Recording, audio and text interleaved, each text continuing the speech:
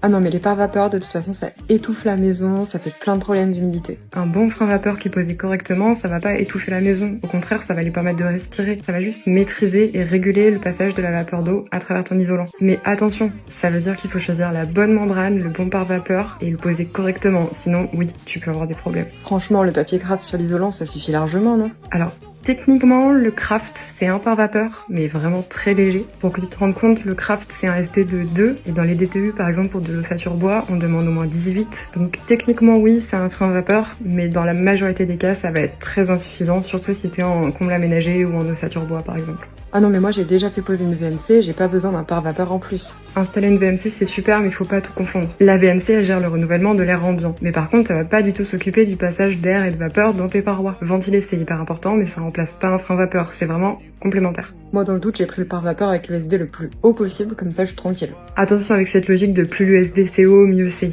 Si on regarde dans la gamme complète des pare-vapeurs, le SD ça peut monter jusqu'à 150 mètres. Mais attention, c'est hyper important de choisir une membrane qui a un SD qui est approprié par rapport à ta paroi et à ton climat. Si ton frein vapeur il a un SD trop élevé, tu vas être trop étanche et t'as un risque de condensation. Et au contraire, si ton SD il est trop faible, là la vapeur est complètement libre, donc en hiver tu vas avoir des problèmes d'humidité. Le bon frein vapeur, c'est celui qui va venir s'adapter à ta maison avec tes parois et son climat. Pas celui qui va tout bloquer. Mais non, t'as pas besoin des adhésifs, la spéciale étanchéité, c'est juste pour nous vendre des produits en plus. Je comprends que tu puisses te dire ça, mais en fait non. Les adhésifs et les mastiques certifiés étanchéité, ils sont là pour garantir la continuité de la membrane. Ce qui est d'ailleurs demandé par certains DTU. Un simple scotch de bricolage par exemple, il peut se décoller et annuler complètement l'effet barrière. Un frein vapeur, faut l'imaginer comme un ballon de baudruche, tu fais un tout petit trou et c'est foutu.